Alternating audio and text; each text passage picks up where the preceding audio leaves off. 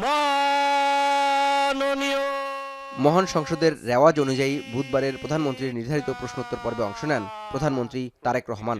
১৯তম দিনের সংসদ অধিবেশনের ৩০ মিনিটের এই প্রশ্নোত্তর পর্বের সভাপতিত্ব করেন স্পিকার হাফিজ উদ্দিন আহমদ বীর বিক্রম। দিনের কার্যসূচি অনুযায়ী এখন এ সময় প্রধানমন্ত্রী লিখিত বক্তব্যে জানান, শেখ হাসিনা ও তার পরিবার সহ ১১ ব্যক্তি ও প্রতিষ্ঠানের অর্থ পাচারের মামলা সরকার অগ্রাধিকার দেবে।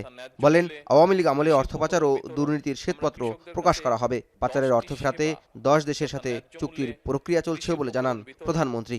সরকারি ভর্তুকি ও প্রণোদনা কৃষক কার্ডের পাশাপাশি প্রান্তিক শ্রমিকদেরও কার্ড দিয়ে সহযোগিতা করা হবে বলে জানান প্রধানমন্ত্রী। টেকসই প্রযুক্তির মাধ্যমে কৃষিকে পরিবেশ বান্ধব করার কথাও বলেন তিনি।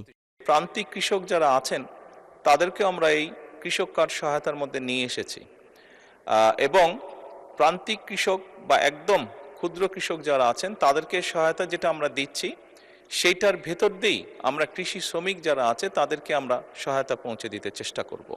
তাদেরকে যেই কৃষক কার্ডের মাধ্যমে আমরা যেই অর্থনৈতিক সহযোগিতা করছি সেখান থেকেই একদম শ্রমিক যারা আছেন তারাও সেই সহযোগিতার অংশীদার হবেন। হামের শিশু মৃত্যুর ঘটনায় দুঃখ প্রকাশ করে টিকা নিয়ে স্বৈরাচার আমল ও অন্তর্বর্তী সরকারের অব্যবস্থাপনাকে দায়ী করেন তারেক রহমান। বলেন, এলজিআরডি মন্ত্রণালয়ের অধীনে থাকা প্রায় ২০০ বহুতল ভবনকে হাসপাতাল ও মাতৃসদন হিসেবে ব্যবহার করা হবে।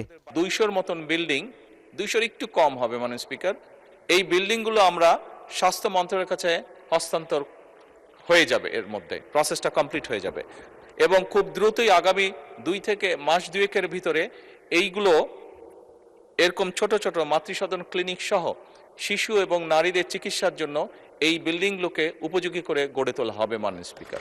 ইউনিসেফের সহযোগিতায় দ্রুত ২ কোটি শিশুকে হামের টিকা দেওয়া হবে বলেও জানান প্রধানমন্ত্রী।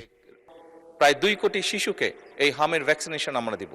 জওয়াদ মাহমুদ, এখন, ঢাকা। এটির ব্যাপারেও সরকার কাজ করছে। এর মধ্যে